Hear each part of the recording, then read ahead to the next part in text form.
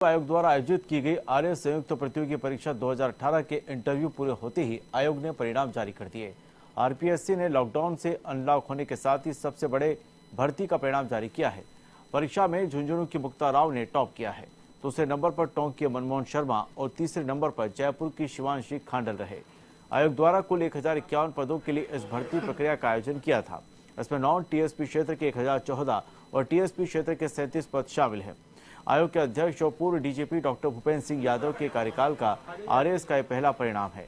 Merit में top 10 अभ्यर्थियों में जयपुर का पलड़ा भारी रहा, जिनमें 3 अभ्यर्थी जयपुर के हैं। इसके साथ ही झुंझुनू के 2 अभ्यर्थी मेरिट में आए हैं। अजमेर से इस बार भी कोई भी अभ्यर्थी टॉप 10 रैंक में अपनी जगह नहीं बना पाया।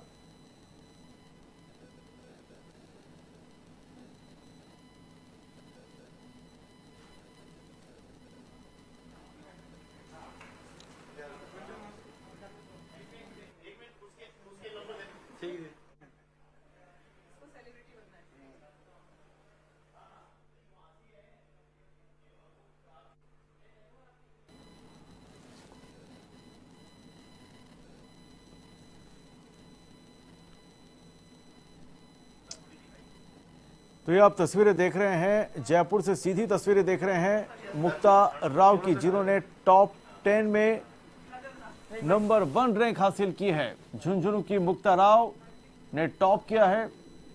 दूसरे स्थान पर टोंक के मनमोहन शर्मा रहे हैं और ये तीसरे स्थान पर जो रही हैं जयपुर की शिवांशी खांडल।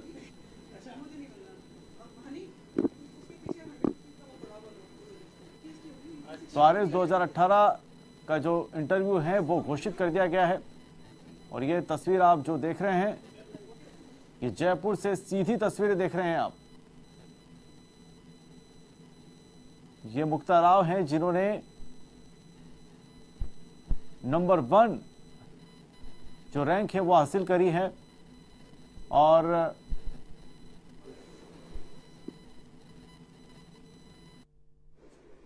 आरएस भर्ती जो 2018 का अंतिम जो परिणाम है देर शाम जारी हुआ। परिणाम में झुंझुनू की मुक्ता राव ने प्रथम स्थान हासिल किया। मुक्ता राव हमारे साथ मौजूद है। मैडम, बहुत बहुत बधाई आपको। किस तरह से इस अचीवमेंट को आप जाहिर करना चाहोगे? ये अचीवमेंट मैं उन सारी महिलाओं को डेडिकेट करना चाहूंगी जो शादी हो जाने के बाद या बच्चे हो जाने के बाद सोचते हैं कि बस हमारा करियर तो खत्म हो चुका है। मैं उन सबको कहना चाहूंगी कि please go ahead, follow your dreams and be passionate about it. काम कीजिए, मेहनत का कोई ऑल्टरनेट नहीं है और मेहनत आपको जरूर परिणाम देगी। 2007 में आपकी शादी हुई। 14 साल का एक पीरियड, जो एक लंबा पीरियड कह सकते हैं, या फिर अधिकांश जो गृहिणियां हैं वो ऐसा सपना भी देखना छोड़ देती है और उस सपने को आपने साकार किया। किस तरह से मेहनत की इसके लिए? सर, निश्चित तौर पर 2007 से अब तक 14 साल का समय मुझे मेरे नए परिवार ने मुझे बेटी के रूप में स्वीकार किया, बहुत मोटिवेट किया और इनफैक्ट उसके साथ साथ मुझे सहारा भी दिया कि आप तैयारी कीजिए, आपको घरेलू कार्यों में बहुत ज्यादा इन्वॉल्व होने की जरूरत नहीं है। कभी ऊपर नीचे हो गया, मैनेज कर लिया। कभी किसी की तबीयत खराब है, मेरी तबीयत खराब है तो मम्मी ने मैनेज कर लिया। मेरा बेटा बहुत सपोर्टिव है। हस्बैंड के बारे में तो क्या कहूँ, ही इज द बैकबोन। पर एक भ्रांति भी है, लोग ऐसे सोचते हैं शादी हो गई तो बस अब आपका करियर खत्म हो गया।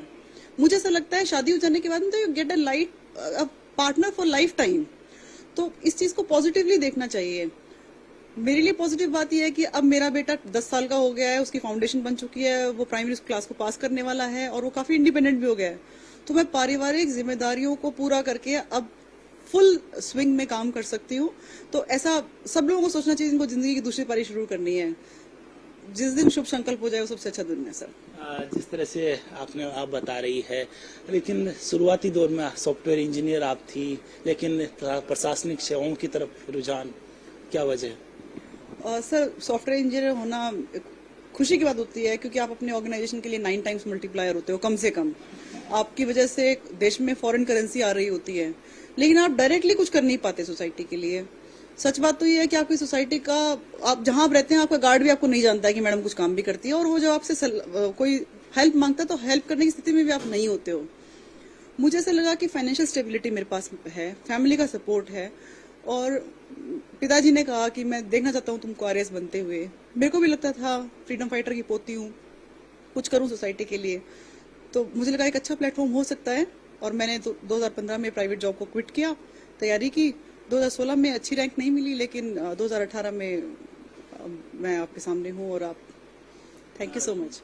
10 साल का बेटा है, इस दौरान परिवार की भी बहुत बड़ी जिम्मेदारी आपके पास आई होगी, उससे किस तरह से उभरे? और जो ऐसी कई जो नई युवतियां हैं, आप बात करें महिलाएं हैं, जो उनका सपना तो है लेकिन आगे बढ़ने के लिए उनको उस तरह की हिम्मत नहीं मिल पा रही है, क्या कहना चाहोगे उसके लिए? सर, सबको 24 घंटे मिलते हैं एक दिन में, हमें उनको बांटना पड़ेगा।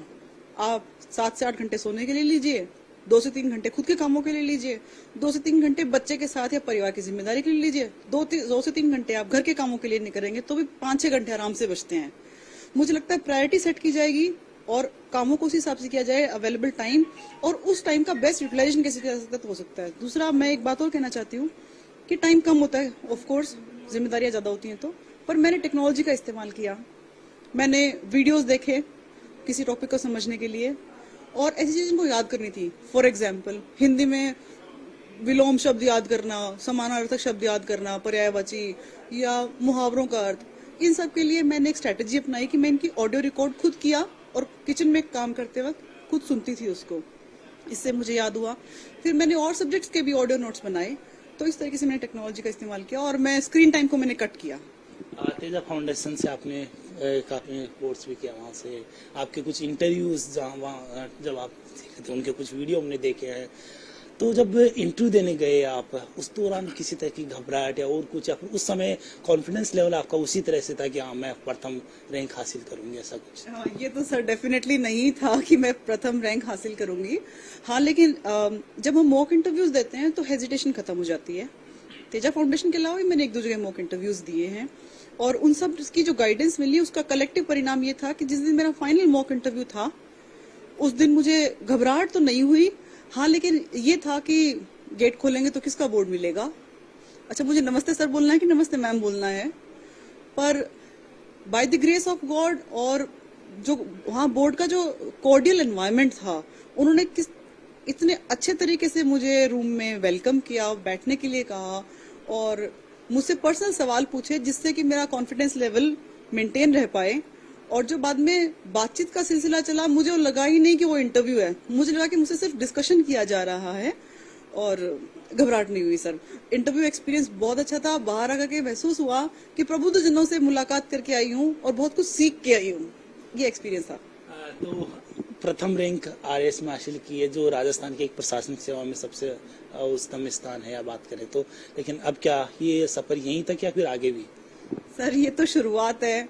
जब रैंक हासिल की है तो हर एक रैंक के साथ में बहुत सारे चैलेंजेस आते हैं, बहुत सारी ये अपॉर्चुनिटीज का द्वार भी खोलता है, लेकिन हर अपॉर्चुनिटी अपने साथ रिस्पॉन्सिबिलिटी का बहुत बड़ा पिटारा लेकर के आती है।